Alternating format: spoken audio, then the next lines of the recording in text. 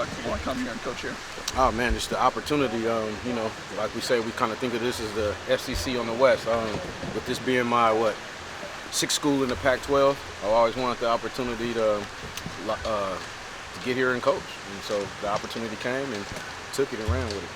You had a couple of stops in the Pac-12, obviously. Mm-hmm. Where do you feel like you've grown as a coach over these past couple seasons? Just being able to learn from everywhere, from everybody. I've been around a lot of good coaches, offensively and defensively, and then through my younger years, just worrying about myself, and then getting older, now being able to, take a little bit from everybody and what they do best and add it into my game. Just like a player, coaches do the same. Hey, do you go field boundary or left, right?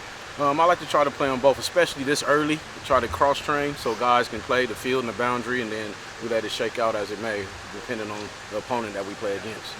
So speak to your relationship with Christian and just with that level of importance and what he brings to this team. Oh well, he is big time because he's able to be a big brother to the rest of the guys in the squad, as far as that.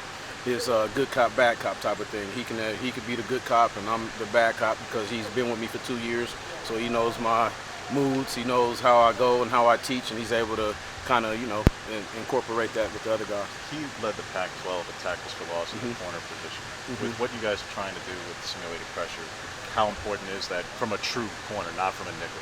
Well, it's very important to shoot for corners, period, being able to tackle, you know what I'm saying? So he has a knack for diagnosing plays that are happening behind the ball, because a lot of those things his tackles for losses weren't always pressures. They weren't always corner pressures. It was just things of such where we were up defenders and he had the opportunity to pull the trigger, and he did. So what have you seen from Jaleel so far these first few days? You saw him taking reps with the twos last he's doing Thursday. good. He's definitely going to help us.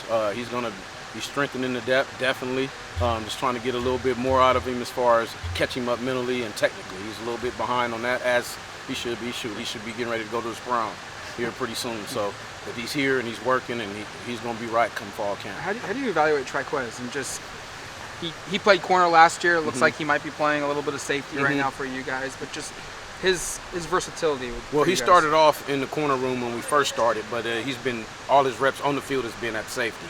So I haven't really got hands-on with him yet to evaluate him at corner. But I'm sure after we get a little base down in the defense and he's secure at the safety spot, then we'll cross-train him and have him out there on the edge. What do you like? What do you want your corners to be known for? What are you looking for your guys to be on the field? Oh, obviously toughness first and foremost. Guys that can tackle, and then obviously guys that can cover. If you can't cover, then you're probably not playing that position in the first place. But I love for my guys to be known for toughness, tenacity, short memories, and guys that get after it.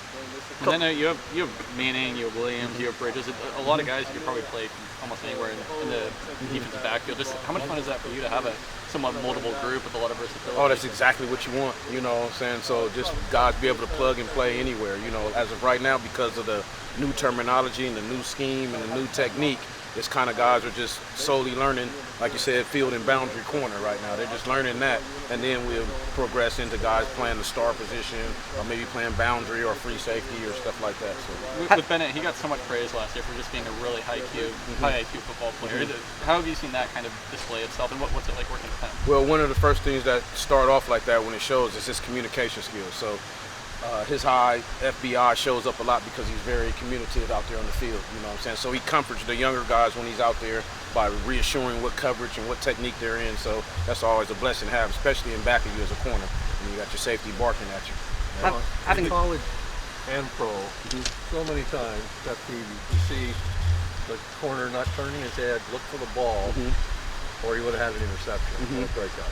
Well, how do you teach that? What the fine line between when you? That's always every job I go to. That's always a big subject. It depends on the coverage.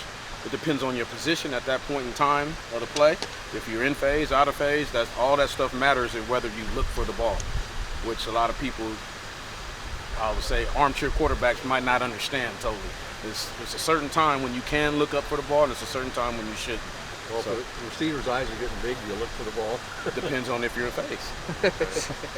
If you looking at the receiver's eyes, looking back through, that must mean you're probably in chase mode.